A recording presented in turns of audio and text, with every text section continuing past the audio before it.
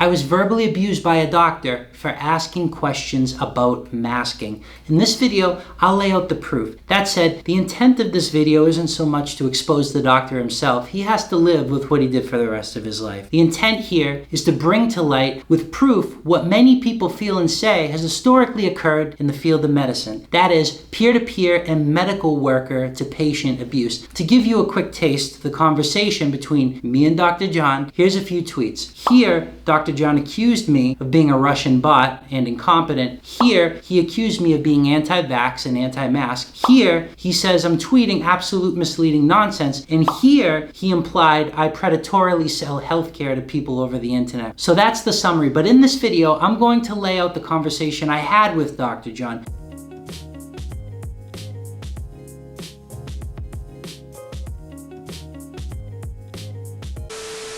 Before we begin, please like this video, subscribe to the channel, and hit that bell on the bottom right-hand corner so you can be notified when my new videos come out. Also, click my social links in the description below if you want more content like this. I post extra exclusive content on Substack and Patreon if you're interested. Also, I have YouTube memberships now that give you access to more content. Just click the join button above. Anyways, let's get into this.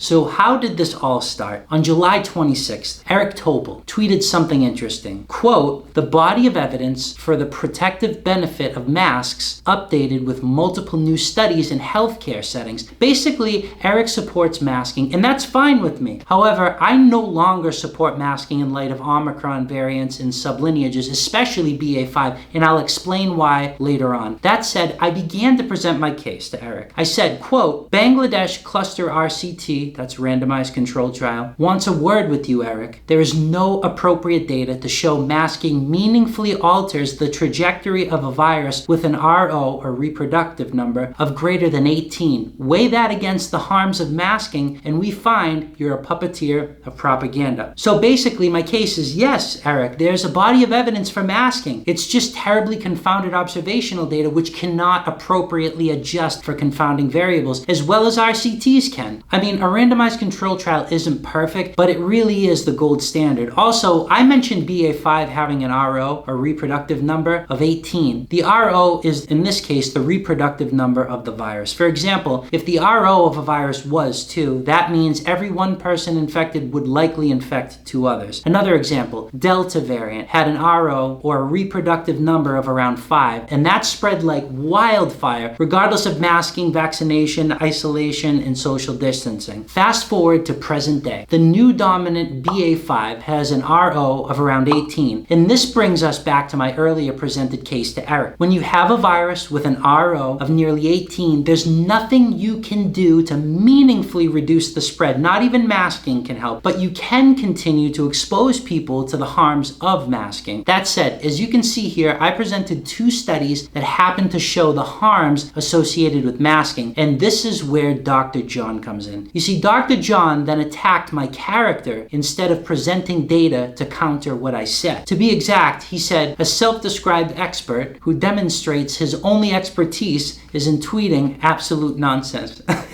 So, I mean, okay, that's fine. I mean, I'm fine with that. Now, that was ridiculous. As you can see from this image here, Dr. John went on to say, you don't need randomized controlled trial data for something like wearing a mask. So I fired back, quote, "Argue the data, John, not the person. You are unable to present a convincing argument with anything other than flawed observational data for masking that should truly be RCT, or randomized controlled trial data, to show masking effectiveness. For that, you fail this dialogue." So regardless of what this incredibly biased, hive-minded individual believes to be true, just because a pandemic happens, it doesn't mean we stop doing science without needed RCT data. That said, John then fired back at me saying, quote, "Actually, part of learning evidence-based medicine is an understanding of critical analysis of literature and how to make recommendations based on appropriate evidence. This means you don't just yell, 'but no RCT,' when you don't like something." So the first part of what he said is definitely true. Evidence-based medicine is based on critically appraising medical literature, then making recommendations. However, the second part is not true.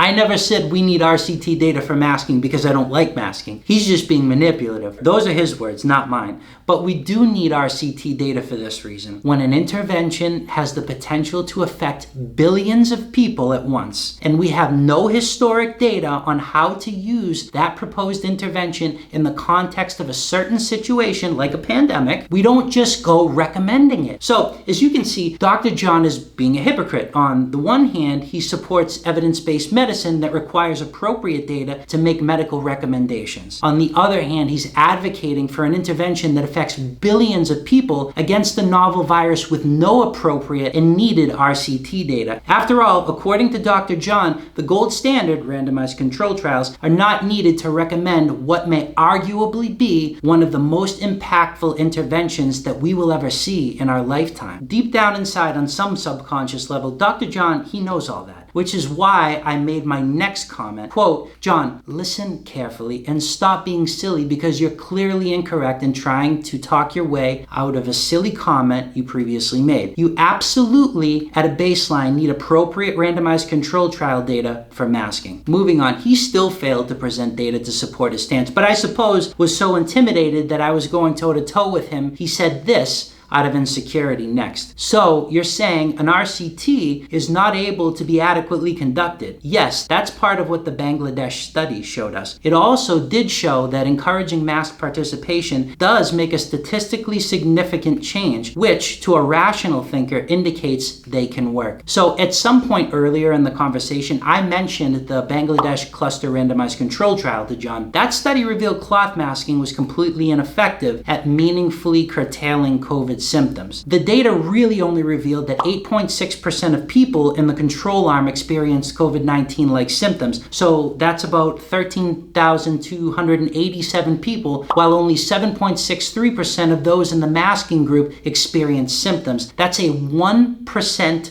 reduction. In the context of the study, that nearly 1% reduction tells any rational person masking does not work well at reducing COVID symptoms. There was also even a smaller reduction than that in symptomatic seroprevalence in this study. All in all, contrary to what Dr. John said, the Bangladesh mask study was a decently done study and explained that encouraging community masking actually makes no meaningful difference in COVID-like symptoms or symptomatic seroprevalence.